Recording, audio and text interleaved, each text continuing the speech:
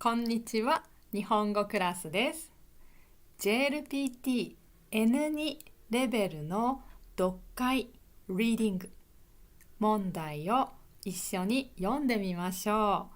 はい、JLPT だと一番最初に出る短い読解問題ぐらいの長さです。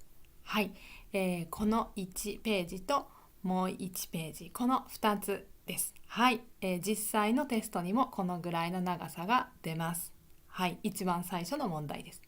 じゃあまず私読みますね。はい、耳だけで聞いて、どれだけわかるかなとチェックしてもいいと思います。はい、ポッドキャストとして使ってもいいと思いますよ。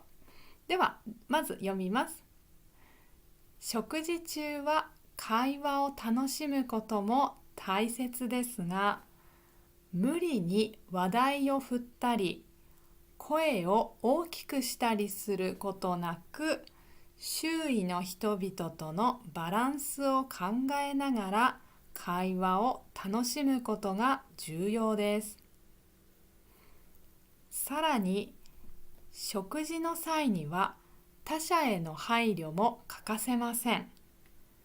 食べ物を取り分ける際には他者の分も考え、思いやりの心を持って行動することが求められます。そうすることで、より円滑なコミュニケーションと他者からの信頼を得られるでしょう。はい、これが今日読む問題です。はい、JLPT ではこの読解のタイトル、これはどういうテーマですというのは書いていないですよね。はい、自分で読みながらこれは何のテーマだろうというのを考えながら読まなければいけませんね。はい、ですからここにも私も書いていません。はい、このテーマは何か。はい、まずじゃあ考えながら、もう一回読んでいきますよ。じゃあ、まず読みます。最初、食事は会話を楽しむことも大切です。ですが、でも、無理に話題を振ったり、これ、無理に話題を振る、ちょっと難しい言葉です。これは、話題というのはトピックですね。何か話したいこと、この話をしようと。食事中、誰かと一緒に食べていて、静かに食べてる、黙って何も話さないで食べていると、ちょっと雰囲気モードが悪いから、何か頑張って質問したりする、はい、ということです。あんまり実は興味ないのに、今日の朝何食べたのとか、昨日は何をやっていたのとか、別にあんまり興味ないんだけどそれを頑張って相手に聞くというのがこれです。無理に話題を振ると言います。振るって言います。はい。話題を振るです。で、それをしたり、声を大きくしたりすることなく、だからしないでの意味ですね。何々しないで、書くときはなくとなることが多いです。周囲の人々、周りの人々とのバランス。はい、バランスは英語と同じです。バランスを考えながら会話を楽しむことが重要、大切ですと言ってます。はい。ですから多分この話は、食事のことだと分かりますね。はい。だから食事中は会話を楽しむことも大事だけど、無理に話をしたり声を大きくすることはしないで、周りの人とうまくバランスを考えて話すことが大切ですという意味ですね。じゃあ次いきます。さらに、はい、これとても大切な言葉ですね。プラスアルファ、そしての意味ですね。前話していたことにもう一つ言いたい、大事なことを言いたいですという時に使います。さらに、食事の際は時の意味ですね。食事の時には他者は周りの他他の人への配慮。はい、これも N にとっても大切な言葉ですね。配慮は他の人を心配する、考えるの意味です。はい、周りの人のことを考えてあげる。自分のことばかり考えるじゃなくて、周りの人のことを考えてあげることが配慮です。配慮も欠かせません。はい、これもとっても大切な言葉です。欠かせないはなくすことができないの意味です。はい、これ学校を休みます、欠席しますの欠ですね。これそうですね、ですからないの意味です。だから食事の時は他の人を心配する、考えることも忘れてはいけない、なくしてはいけませんの意味です。食べ物を取り分ける際には、時には、食べ物を取る時、はい、例えば大きいお皿に食べ物があって、それをみんなで分ける、シェアする時、その時ですね。食べ物を分ける時は他者の分、他の人の食べるものもここは手がないです。書くときは手書かないことが多いです。考え、思いやりの心を持って行動することが求められます。求められますは必要です。はい。思いやりは、配慮と似てます。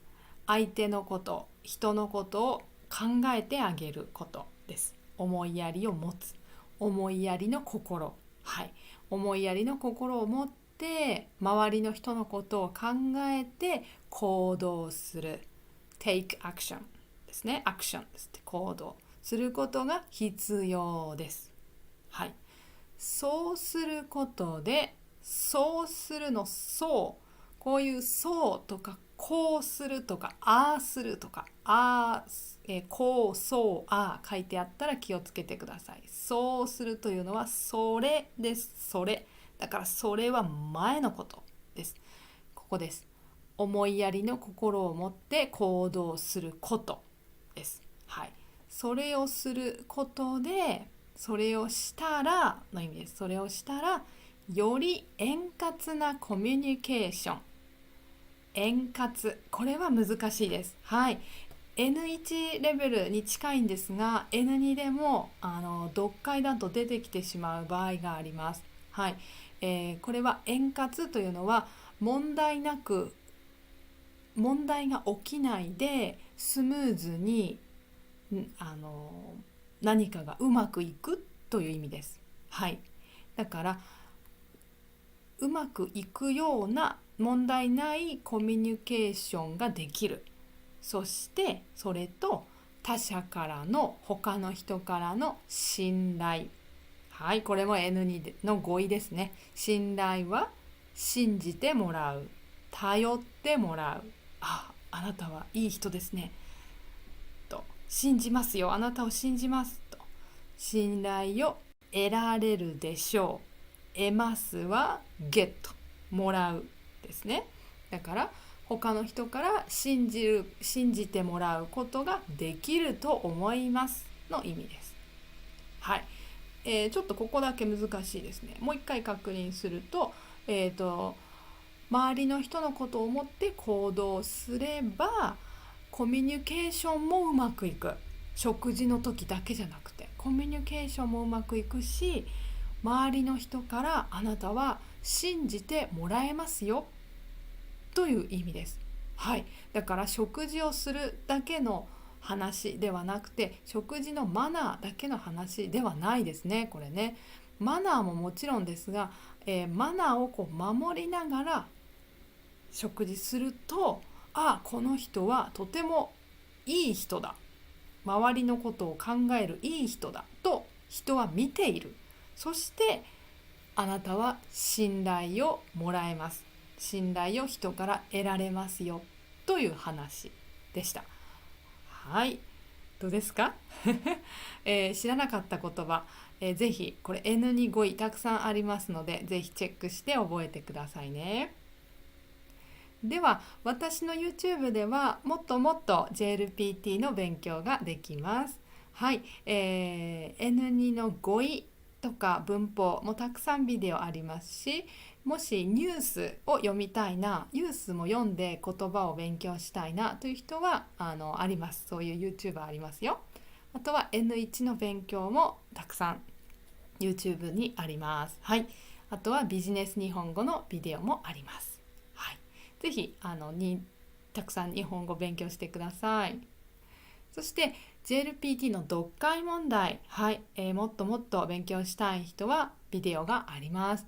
JLPT N1 と N2、はい、読解ビデオ、これは私のオンラインレッスンの中で見られます。はい、このリンクをディスクリプションとコメントのところに書いておきますね。そこから詳しく見てください。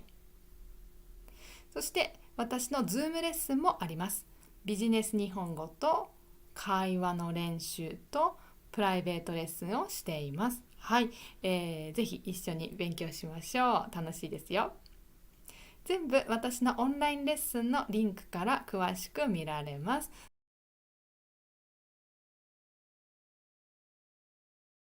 皆さんからの質問、学生さんからよくある質問です。読解について4ついきます。1、読解って難しい。みんな言いますね。はい。好きな人もいますけどね。嫌いな人が多いですね。どうしてもね。N3 はできるけど、N2 の読解はどうやったら点数を取れますか？点数はポイント、スコア、マークですね。そう。どうやってこれ、読解問題は全部の問題が難しいじゃないんです。そう、簡単な問題もありますよ。はい。それに、たくさん書いてあるってね。私読みます。大丈夫です。それに、100点取らなくても合格できます。もう 100% できなくていいんです。もちろんです。はい。大丈夫、大丈夫。問題は N2 は5つのタイプがあります。問題がいろんなタイプあります。短い話とか少し長い話とかインフォメーションを探しますとかいろいろあります。これ5つあります。これ全部のタイプができなくても大丈夫です。全部のタイプできなくても合格基準点というのは合格するのに絶対に19点必要ですね。19点までは取れます。大丈夫。全部できなくて大丈夫です。じゃあどれをすればいい？どのタイプをすればいいですか？それはあなたはとのタイプをよく練習してくださいと私よく言います。はい。これは練習しやすいからです。はい。じゃあ次。読むのが遅いんです私。時間がかかります、ね。テストの時全部読み終わりません。どうすればいいですか？はい、心配ですね。大丈夫です。全部読まなくて OK です。読まなくていいです。はい。全部読まなくても点数、スコアは取れます。大丈夫です。できます。あなたはテストの時、をまずします。最初、これ。次、これを読みましょう。はい。と、よくアドバイスします。話します。はい。大事なのは、全部読まなくていい。これですね。ね。じゃあ、いいんだ。ちょっと安心しますね。そう。全部読まなくて大丈夫です。次。読めるんだけど、読めます。大丈夫。読めます。いいですね。でも、合格点まで合格するスコア、合格のポイントまであとちょっと足りません。ないんです。どうすればいいですか？あとちょっとですね。その人は、あなたはタイプをたくさん練習してくださいと言います。このタイプは練習すると点数スコアが上がりやすいというのがあります。はい。何々タイプがこれです。何々タイプが読めると得点もスコアですね。自分のスコアですが上がります。アップします。良くなります。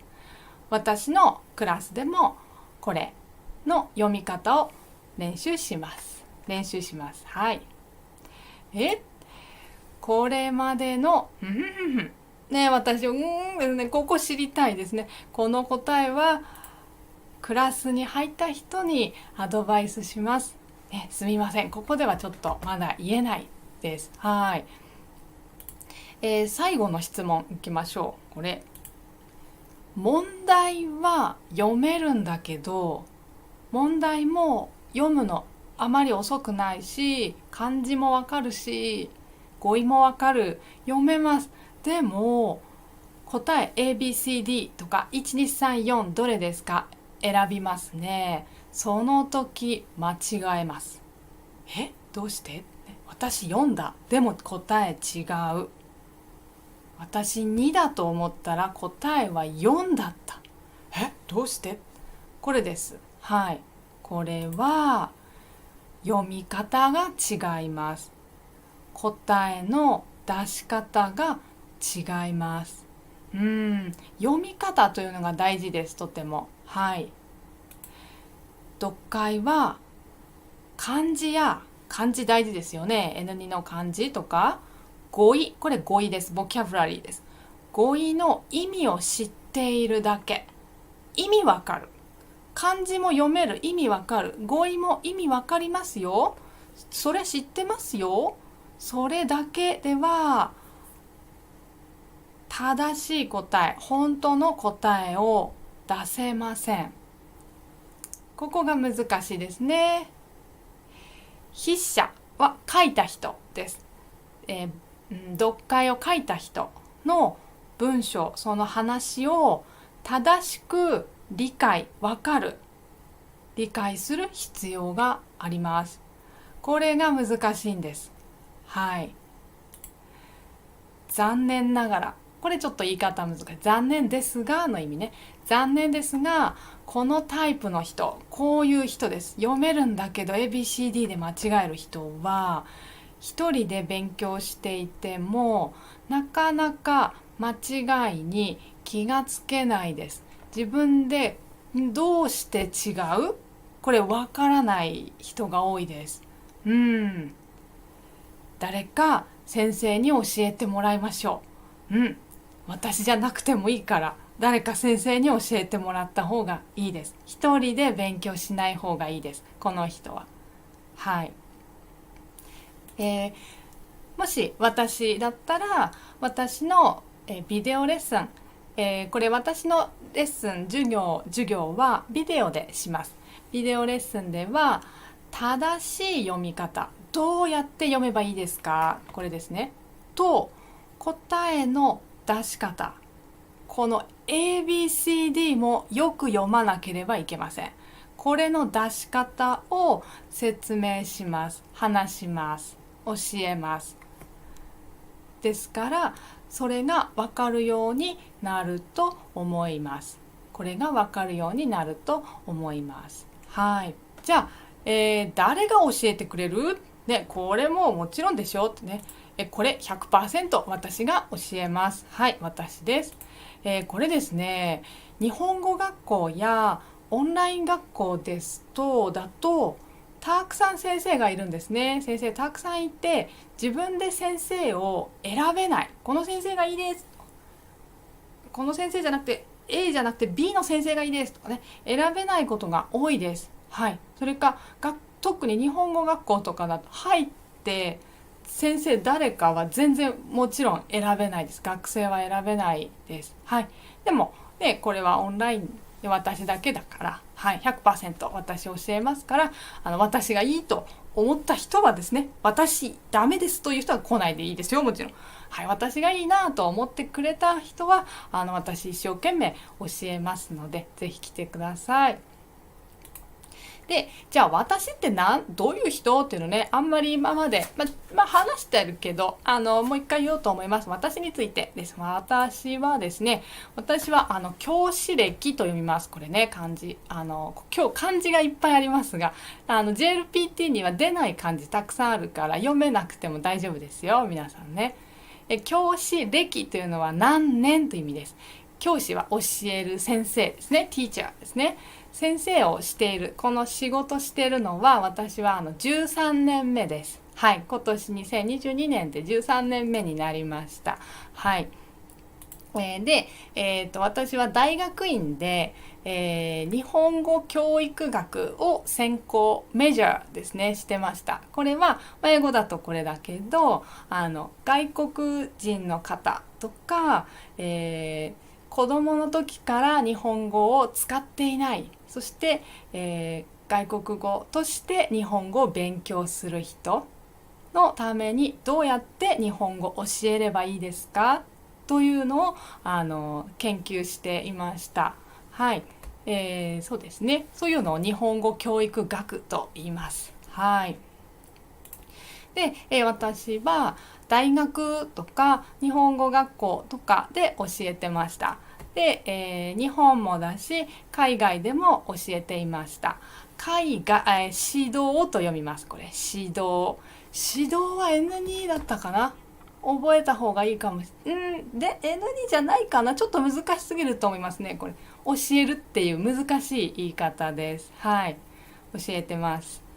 そして、どういう学生ですかというの。ヨーロッパの人、アメリカの方とか、アジアの学生、アジアもいろいろですね、の方々とか、世界各国いろんな国、世界各国の学生さんです。2500人以上の学生さんに教えてきました。はい。で、指導レベル、どういうレベルの人ですか、ね、日本語も上手な人に教えましたか、いえいえ、私教えたのは、初級一番最初から上級一番上のレベル、上手な人までいろんな人に教えています。これです。例えば、ひらがな、カタカナ。もう一番最初ですね、これね。ひらがなカタカナ読めません。はい、教えます、ね、教えますはね、はい、教えます、ね、これ言うと学生わかりませんね。大変なんですね。ひらがなカタカナ教えますね。はい、しますよ。これもひらがなカタカナとか、大体レベルだと一番最初ですから、N5 レベルですね。そうこんにちは、ね、皆さんこんにちは、私は、ね、これです。日本人です。例えばですよ、これそう。こういう風に話すですね。N5 レベルの人ももうたくさん教えていますし、一番上の N1 レベルの人も、はい、たくさん教えています。あとはEJU って知ってますか？日本留学試験と言います。日本の大学に入りたい外国の方々、外国の人に、テストがあります。日本人と同じクラスで勉強するんです。この留学生は。だから日本語とってもできないと日本人と勉強できないですね、大学で。そのための試験があります。難しいです。これもEJU と言います。これもよく教えています。はい。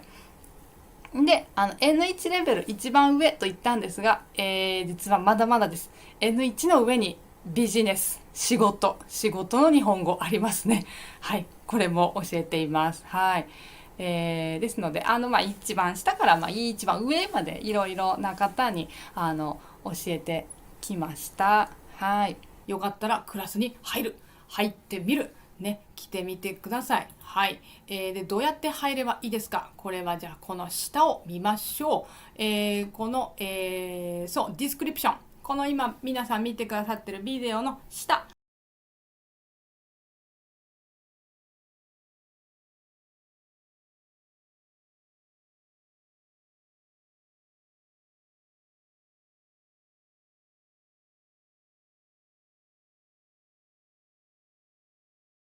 ですね、この絵をね、見ていただくと分かる通り、日本語だとひらがな一言だけなんです、名前がね。これですね。マスキートーズ。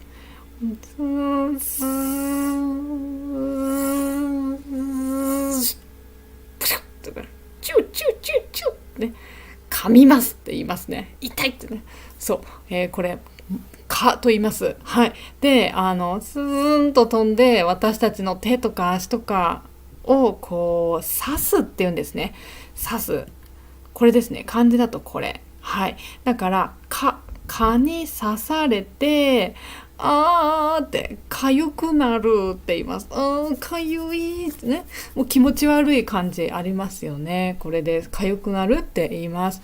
で、これ日本だと暑い夏に蚊が出てきます。蚊が出てくるっていうんですね。生まれてきて私たちの体を刺す時にもう蚊が出てきたねって、夏が始まるねって言うんですが、本当に今の日本もう蚊が出てきてます。私ももう昨日も刺されました。はい。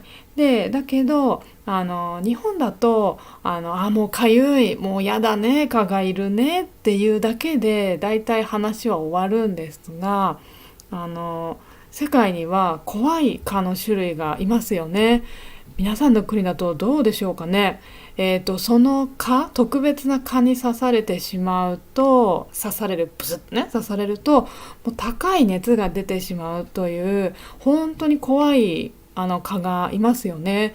で、お年寄りとかだと亡くなってしまうっていうこともあるみたいですよね。子供とかもちょっとね、小さい子供も危険かもしれないですよね。あので私は日本に住んでる時は全然その種類の怖い蚊が日本にはいないので、あのよく知らなかったんですが、私が仕事の関係でマレーシアに仕事でね住んでいた時があったんですが、その時初めて蚊って怖いっていうのを知りました。学生が私大学で日本語をね教えてたんですけど、学生がね時々休む時があって、急にね昨日まで元気だったのにあの休むって聞いて、どうしてですかって聞いたら、その友達が教えてくれたんですけど、デング熱ですって言うんですね。デングってその時初めて知ったんですけど、デング熱ってね、日本語でカタカナで書きます。デング熱はフィーバーです。あのこの特別な蚊に刺されるとすごく熱が出てしまうっていうものですね。何日も休んでました、その学生たち。何人もいました、休む学生。だからやっぱり怖いですよね、本当に。なので私からね、日本に住んでいた私から見ると、蚊に刺されただけでそんな熱が出るのってちょっと本当最初びっくりしたんですけど、いや本当に怖いですよね。でそのようなね熱を出させる怖い蚊が今世界中、特に暑い国でかなり増えているっていうニュースが日本でもニュースになっています。はい。で、もうね、もし皆さんがその国にいたら、暑い国に住んでる人だったら、もうそうですよ、知ってます、もちろんっていうふうにね思うと思うんですね。そうだからちょっとそうだよって思いながら聞いてほしいし、ちょっとニュースをね読みながら新しい言葉今日ね読んでいきますので、こういう難しい言葉あるんだってね、ちょっとね今日難しいので言葉、はい、それも含めて勉強してもらえたらいいなと思って、今日このトピックにしました。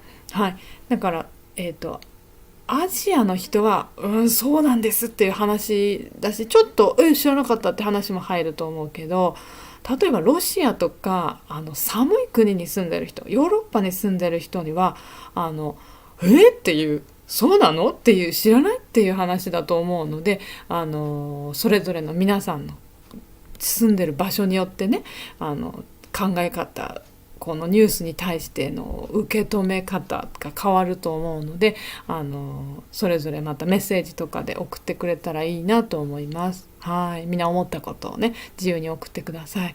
はい、で今日ねニュース言葉難しいです。であんまり私は簡単にしてないので今日ニュースの言葉をで漢字も読み方をあんまり書かなかったから本当に難しいと思います。すごく読めるって人は N1 ぐらいのレベルって思ってもいいと思いますし、ただ青で書いたのはN2 レベルの漢字なので漢字と語彙なのでそれはねしっかり覚えた方がいいのでそこだけでも分かればまずはいいと思いますよ。で意味は私今日できるだけ簡単に説明して少し早くね終わるようにしたいと思います。アジアの人ね早く寝ないといけないですからね。明日またね仕事とか学校ありますからね。じゃあ行きましょう。読みますね。いきます。かゆい。かゆいはさっきのってね蚊に刺された。ちょっとこれ意外と知らない人いるからこれでってね刺されてかゆいよってこれです。痛いんじゃないですよね。ってなんて言います？この気持ち悪い感じね。そうかゆいっていうのね。これからいきましょう。じゃあもう一回読みますね。ここのページちょっと一回全部読みますね。かゆい。うるさい。夏に向けて煩わしくなる蚊が今深刻な脅威になっている。蚊が媒介するデング熱の感染者が東南アジアや中南米で過去最多の800万人に上っている。日本でも海外に渡航し感染した人が今年確認されている。はい。このページとても大事なことが書いてあります。はい。今ちょっとみんなのメッセージをね読んでるんですけど、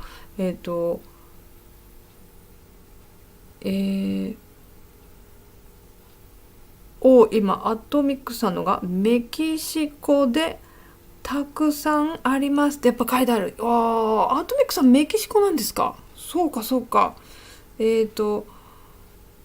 ハングルの方はね、マラリアって書いてある。そう、本当ですよね。マラリアもありますよね。マラリアなんてね、ほんと怖いですよね。もうやだ。どうすればいいの？もう日本はないですけど、だけどちょっと後で読むんですけど、買って飛行機の荷物を入れるところに一緒に入って一緒に海外に行ってしまうらしいですね。一緒にみんなと一緒に海外旅行に行けるんですね。蚊がね本当にもうやめてくださいって感じです。だからね言うとみんなの国にその飛行機飛んでれば行くんです。蚊もこんにちはって言っちゃうからこれ本当にうちの国は寒いから関係ないよっていう話ではないっていう本当に怖いねって思いますよ。そう。MM さんも MM さんどこの国なんだろうね。雨季ですね。これ雨の時ね。雨の時になるとデング熱がかかりやすいですね。ねえ本当ですよね。そうだから東南アジアはそう雨がたくさん降る時はね蚊がいっぱい出ますよね。そうでもちょっとじゃあ読んできますね。これかゆいうるさい蚊がうるさいってことね。ズーンってね。夏に向けて煩わしくなる。これはね難しい言葉です。N1 の人でも難しいから別にそこまで覚えなくていいけど煩わしいっていうのはうるさいってこと。うるさいとか迷惑だっていうことです。これ夏にどんどん暑くなるとどんどん迷惑うるさくなる蚊マスキートが今深刻とっても重いってこと。とっても重い脅威になっている。脅威は N1 レベル、深刻は N2 レベル。深刻は seriously 大きなとても大きな問題ってことですね。深い問題、大きな脅威はですねこれ怖いことってことです。これすっごい意味が重いです。脅威っていうのは本当にどうしよう怖いっていうコロナと同じです、イメージは。もうどうすればいいの、どうやって逃げればいい、どうやって解決すればいい、わからない、死ぬかもみたいな、怖いって、そのぐらいのレベルの怖さっていうのが脅威ですね。蚊ですよ。小さな蚊だけど脅威ですよ、本当にね。脅威になっている。で、蚊が媒介するデング熱、ここ媒介はですね、N1 ぐらいかな。媒介っていうのは広げるってことです。広げる、蚊が広げる、デング熱の人を広げる。さっきのね、熱が高く出る病気ですね。蚊に刺されて熱が出る病気がデング熱、これです。デング熱の感染者は病気になる人が東南アジアや中南米、だから中南米だとアメリカより下ってことかな、ブラジルとかですかね、チリとかね、アルゼンチンとか、私の YouTube チャンネルね、聞いてくださってる方多いんですよね、中南米の人ね。大丈夫かなと思って、ちょっとそういう意味もあって今日このトピックにしたんですね、私。東南アジアはもちろんでしょ。ベトナム、タイ、マレーシア、台湾もいっぱいいるじゃない。東南アジアの人、暖かい国の人、インドネシアもそうだしね。もちろん他の国今全部言ってないですけど、暖かい国の人ね、カンボジアの人とかもね。ここで過去最多、今までで過去だから一番最も多い、過去最多っていうのはこれね、言葉は覚えた方がいいです。 N2 の人も N1 の人も、今までで最も多いって、一番多いの意味の800万人に上っている。上っているはそのぐらい増えているっていう意味です。800万人ってこれちょっと本当にやばいです。本当に。人口ポピュレーションもたくさんいますけど、これってすごいことですよね。みんなの国大丈夫ですか？どのくらいになっちゃってます？ちょっと詳しく私調べてないけど、メッセージでね、後で送ってほしいです。自分の国、学校で何人になってますとか、会社で例えば10人に1人はデング熱になってますとかね、例えばね、10人に1人なんて多すぎますけど、なんかそういうのがあったらちょっと教えてほしい。これだ、本当にやばいんだなと思ってますよ。で、増えてると。で、日本でも外国に渡航だから、飛行機で行った人とか船で行った人が感染、その病気になった、デング熱になっちゃった人が今年2024年確認されてます。日本人もいます、なってる人。はい。で、なって日本に帰ってきたりとかね、そういう人がいるよっていう話なんですね。で、じゃあどんどん行きましょう。で、この後がね、本当に皆さん知ってますって話、次の話、びっくりしちゃった。次の話ね、いきます。読みますね。しかも1000倍の殺虫剤をかけないと死なないスーパー耐性蚊まで出現した。この蚊は2年前に世界で初めて日本の研究チームが東南アジアで発見した。はあ、怖い。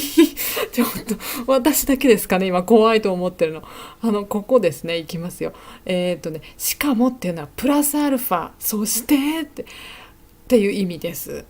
1000倍の殺虫剤、これは虫を殺すですね、これね、漢字。虫を殺すための薬です。薬。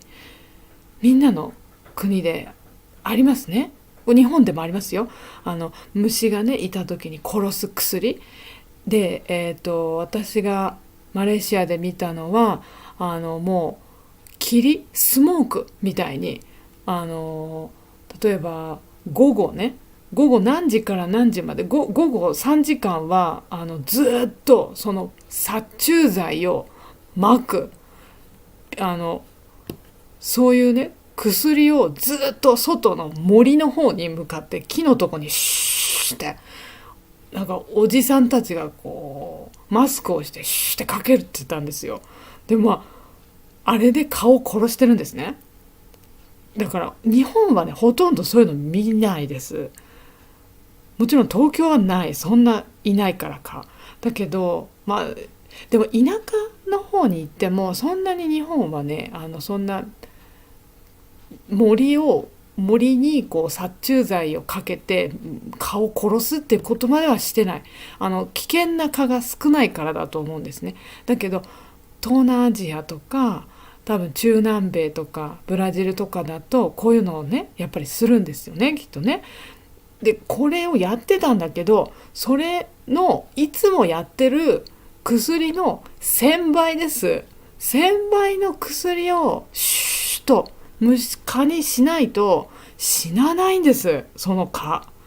そってね、それが名前がスーパー耐性蚊と言われています。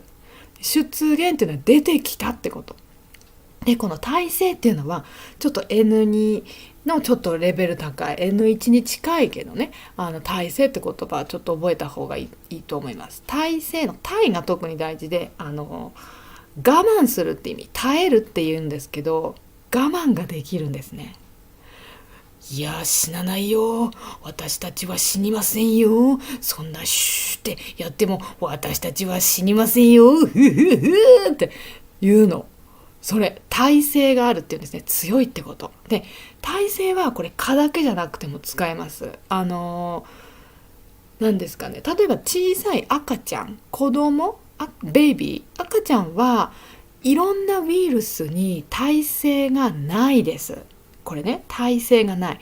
それは赤ちゃんはお母さんから生まれた後いろんなウイルスが体に入ってないですね。だからいろんな病気になりやすいですね。だからワクチンを打ったりしますよね、赤ちゃんは。とても危ない病気にならないようにワクチンを打ってる。だけど大人の私たちはもういろんな汚いものとかをもう体に入れてますから、耐性があるっていうんです。強いです、私たち。そんな簡単に病気にならないですね。赤ちゃんよりは病気になりにくいですね。だから私たち大人は耐性があるっていうんですね。強いってこと。だからこのスーパー耐性化っていうのは本当に本当に本当に強いってことです。どのくらい強いかというと、今までいた蚊の1,000倍強いってこと。もうこれって思って、私もびっくりしちゃった。ですね、今日写真はないんですけど実験をしてる写真を私見ました。今までのこの殺虫剤をそのね蚊にかけても全然死なないんです。元気に飛んでるんですね。でもうってもうどうしようって思ったんですけど、でいっぱいにかけるとやっと死ぬっていうね。大変で、これが皆さんの国にいる可能性があるんです。暖かい国の人は。そうスーパー耐性蚊で、このスーパー耐性蚊は2年前に世界で初めて日本の研究チームが見つけました。どこで見つけた？日本じゃありません。東南アジアで見つけたということで、これどこの国かははっきりニュースに書いていませんでした。ねえ、見つけちゃったんですね、研究チーム。あらららら。でそれでもうちょっと行こう。読みます。ここ行きます。ここはでもそんな難しくないです。読みますね。日本の研究者はこのスーパー耐性化が各地で増え続けていることがデング熱の感染拡大に関係があると見ており、この蚊がどこに生息しているのか世界の専門機関と連携し調査を急いでいる。はい、ここはね難しいこと書いてないです。はい、安心してください。このね研究している研究者の人たちは、このスーパー耐性蚊、もう強すぎる蚊たちが各地いろんなところ、世界中です。世界中のいろんなところで増え続けている。増えてるんですね。怖い。わあ怖いな、本当に。増えていることが今、デング熱の人が増えてしまっている。感染、病気にうつるですね。これはコロナ感染とかもありましたね、言葉ね。病気にうつる。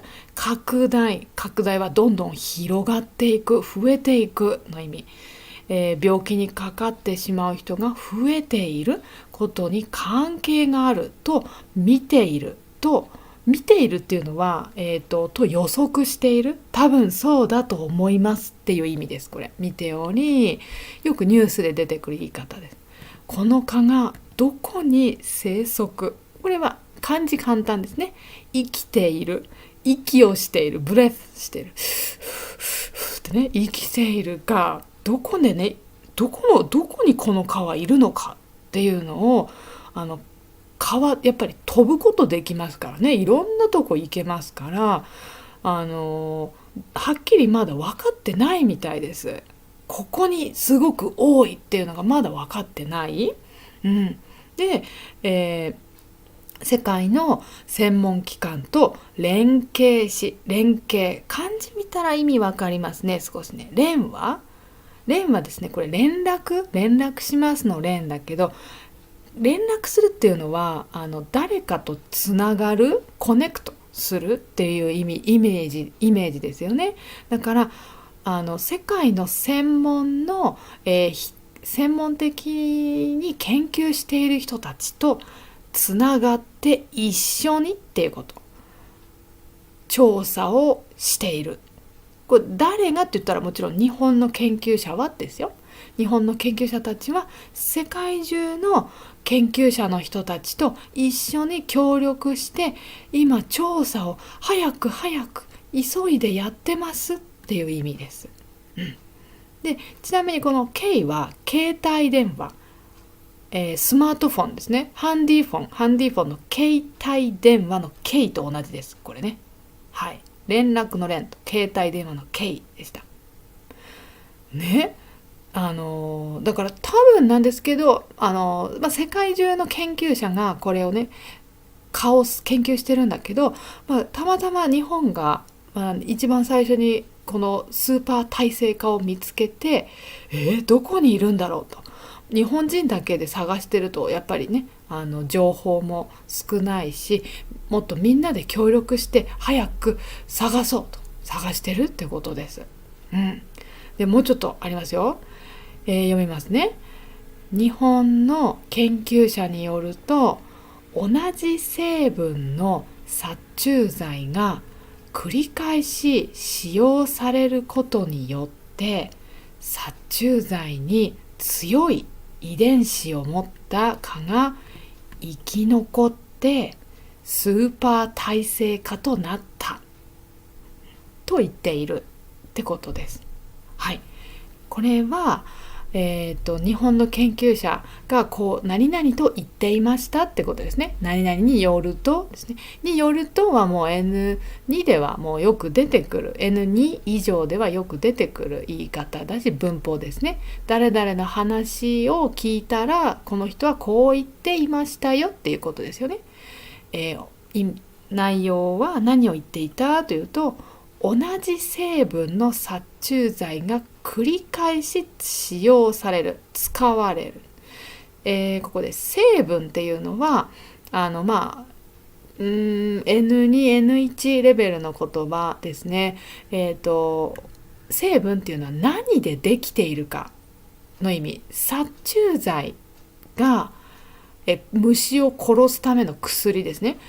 蚊を殺すための、モスキートを殺すための薬が何でできてますかっていうの、何がその薬に入っていますかっていうのが成分です。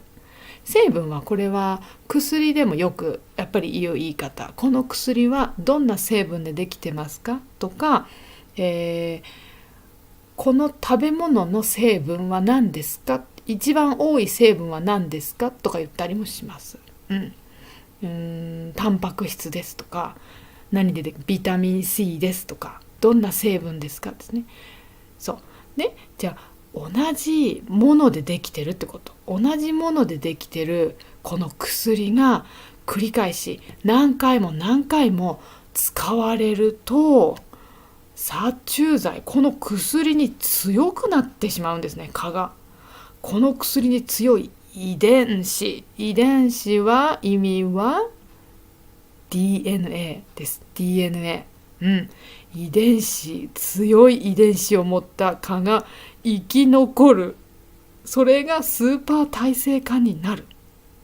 もう一回簡単に言うと、いつも同じ薬を蚊に、ほらほらこの薬で死ぬだろう、死ねーってシュッってやっても、どんどん蚊がですね、あの薬知ってる、いつもあの薬で僕たちのことを殺そうと思ってるでしょう。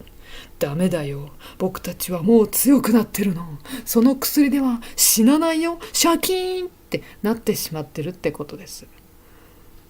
全部の蚊じゃないんだけど、やっぱり強い蚊っていうのがいるんですね。人間でもいますよね。人でもね、すごい体が強い人っているじゃないですか。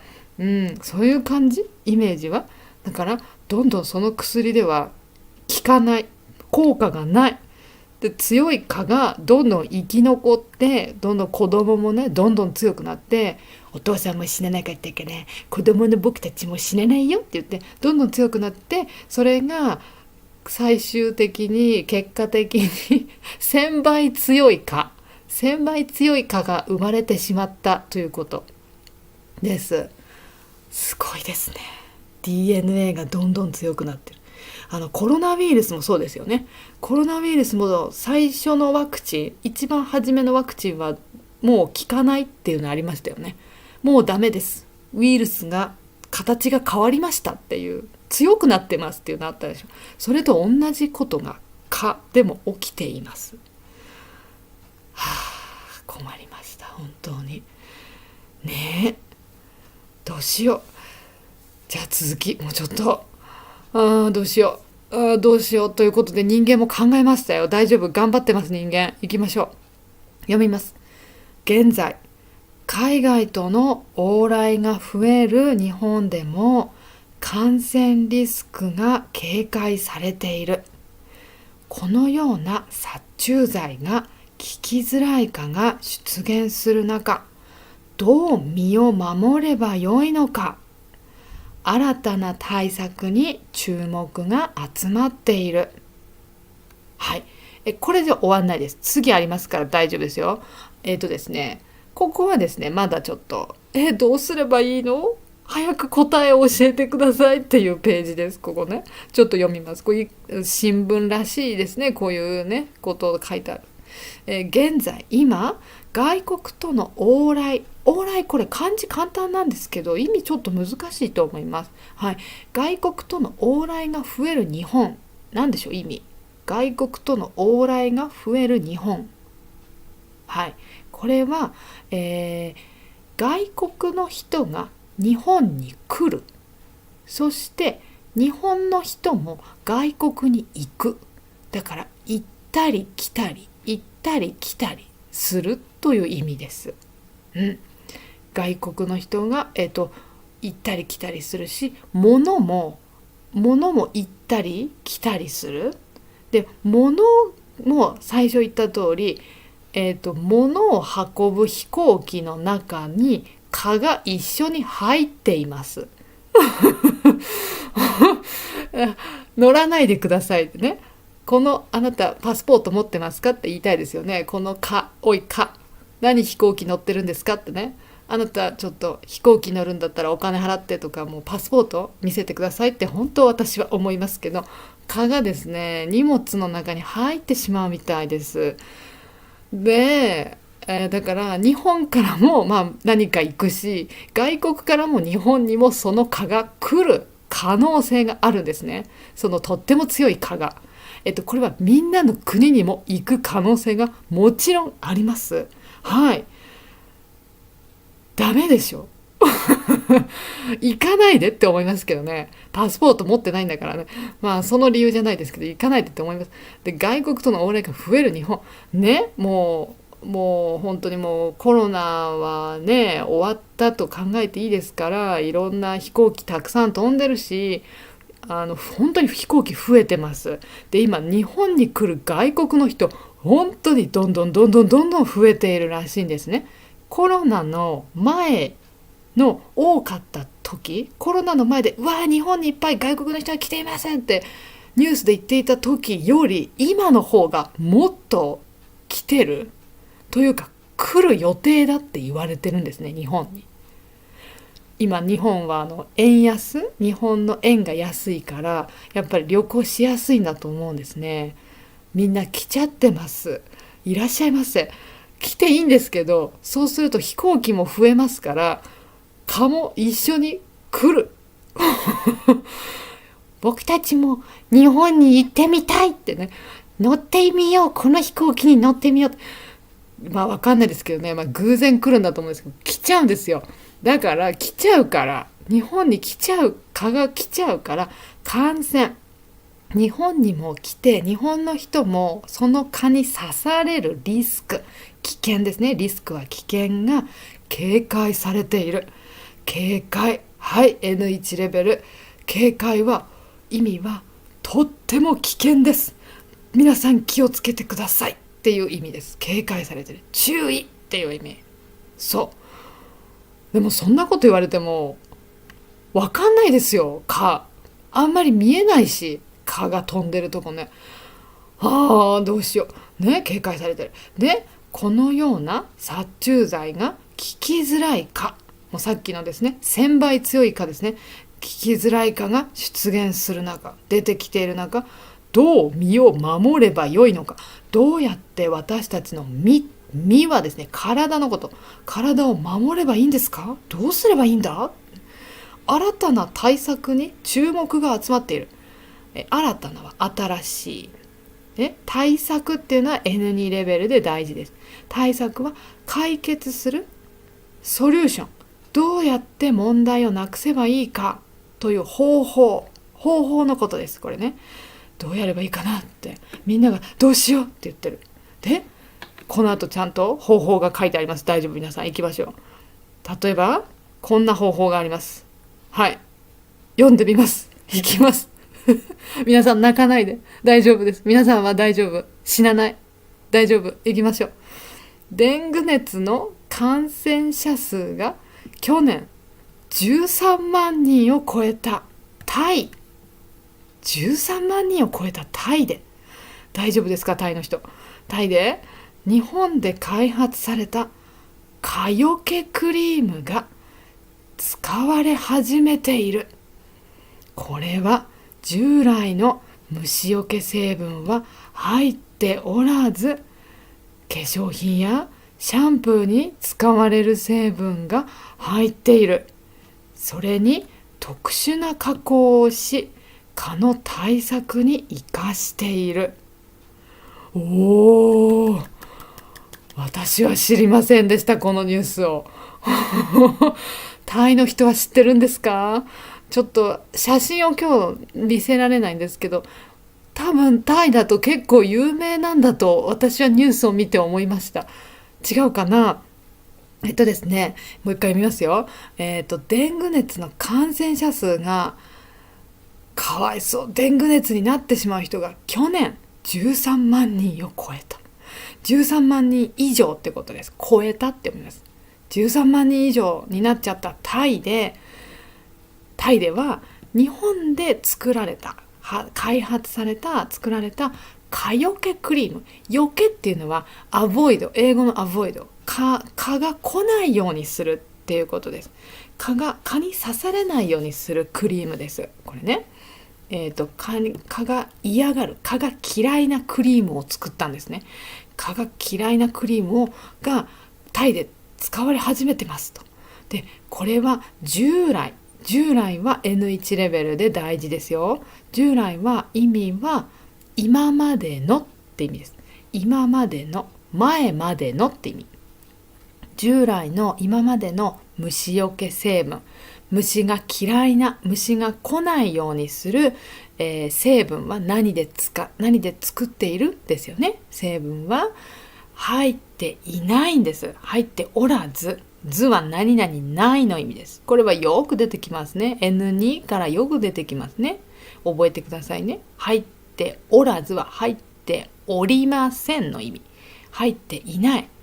だから今までの昔あるというか、前まであった、この虫が嫌いなクリーム、虫が嫌だこの匂い嫌いって言って嫌だって思うものに入ってた、そのクリームに入っていたものは入ってないんです、この新しいクリームには。すごい。で、何入ってんですかって言ったら、化粧品とかシャンプー、髪の毛洗うシャンプーに使われるもの、成分が入ってる。いい匂いですかって思いますよね。いいじゃない、どうしてこれが虫除けになるのって思ったんですけど、それに特殊が特別なってこと、特別な加工、特別にこう何かするんですね。もうちょっとこうなんかやる、クリームをちょっともうちょっとする、何かをやるってこと、プラスアルファするってこと、加工するって言うんですけど、加工して蚊の対策に生かしてる。これをやると蚊がやだこの匂い嫌い、やだこの人間刺したくない、やだ他の人のところに行こう、よーしってブーンって行くっていうことらしいです。でこれ私実験の写真を見たんですけど、本当に刺してなかったです、そのクリーム塗ってる人のこと。すごいね。だからこれちょっとタイだと特に多分もう人気か分かんないけど、多分もう買えると思うので、薬局とか行ってみたらいいかもしれない。はい。で日本でもこれがきっと買えるんだと思うので、日本に今住んでる人はちょっと心配だったら、薬局行ってこの虫除けクリームありますかって薬局の人に聞いた方がいいですね。はい。でまだあるんですよ。まだまだ大丈夫ありますよ。ちょっと日本人頑張ってます。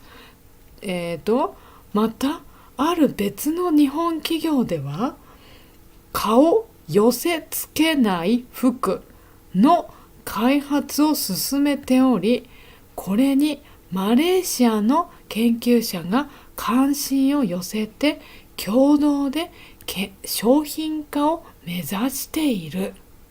はい、これはですね、またもう一つ別の、クリーム、さっきねこっちのクリーム作った会社があるんですけど、これとまた別の会社でこのデング熱はやばいって言って研究してて、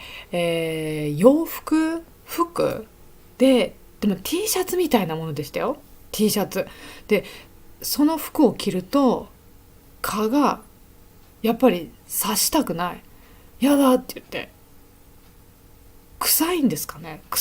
蚊にとっては臭いんだと思う。蚊には嫌な匂い、人間には大丈夫、私たちは大丈夫だけど、やだっていうのを作って、それが蚊を寄せつけない、近くに来させない服を開発を今また続けていて、でこれにマレーシアの研究者たちが関心っていうのは興味です、イントラスト、なんだいいなってを寄せて、何ですかそれはって言って、私たちも一緒に作りたい、研究したいですと言って、共同で一緒に商品化、よし作って皆さんに売りましょう、買ってもらおうって言って商品にするってことを目指しています。今研究中で、知ってる人いると思うんですけど、このね蚊を寄せ付けない服っていうのは実はもうあるんですね。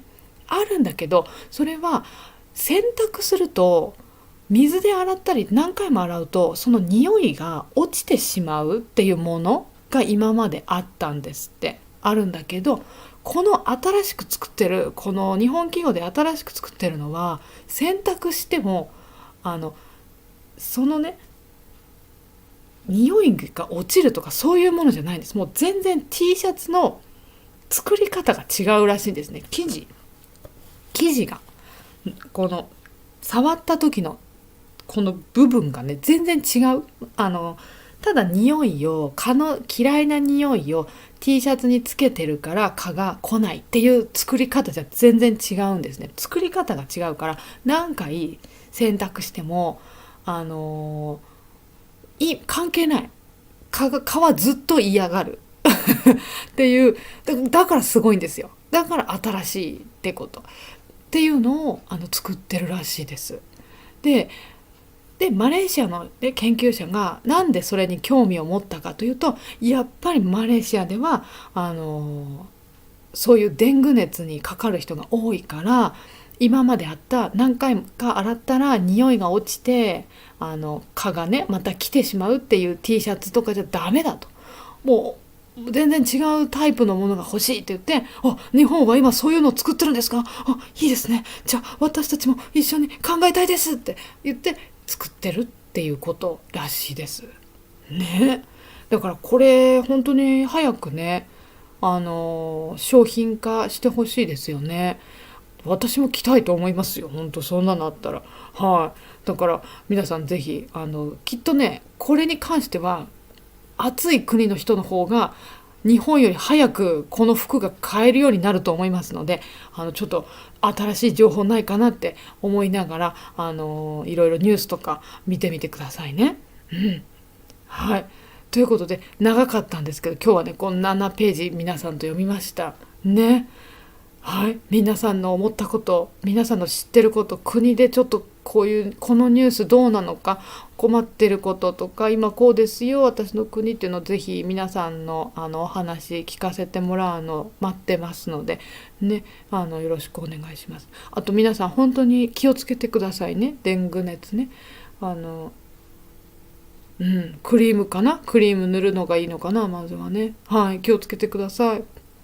で日本に住んでる人も関係ない話じゃないですからね、これから暑くなるから皆さんも気をつけてくださいね、日本の人。はい、ということで今日は蚊の病気、デング熱について、蚊についてお話ししました。他にもですね、今まで私の YouTube でいろんなニュースのお話をしています。はい、新しいお金が、日本のお金ができますよっていうニュースとか他いろいろ、はい、ありますので、よかったら YouTube チャンネルで見てみてください。であとはJLPT 勉強中の人、そろそろ試験が近いですね、頑張ってください。N1 の人と N2 の人のは、読解が難しいので、私の YouTube でも読む練習をしてますので、よかったら見てみてください。ただこのニュースの YouTube も読む練習になるので一緒に見るといいかなと思います。はい、であとはビジネス日本語、仕事の日本語を勉強したい人も、私の YouTube でいろいろ勉強できますので、ぜひ見てみてください。はい、であとは、プライベートレッスンも私はやってるんですね。それは YouTube じゃもちろんなくて Zoom レッスンをしてます。これは学生さん一人と私で話しながら授業をしてますよ。はい、これの時も例えば JLPT の読解リーディングの授業をしてもいいし、会話の練習してもいいし、JLPT のテストの勉強してもいいし、もうこれはね人によってみんなバラバラそれぞれです。はい、ですのでやりたいこと一緒に勉強しましょう。はい、レベルも N5 から N1 のレベルまでいろんな人私教えられますので、よかったらぜひ来てみてください。きっとね楽しいと思います。はい、あとビジネス日本語をプライベートレッスンでやってる人もいます。はい、であと会話練習の、Zoom レッスンもありますし、これはグループレッスンで、ビジネス日本語の Zoom レッスンもあります。これもグループレッスンです。はい、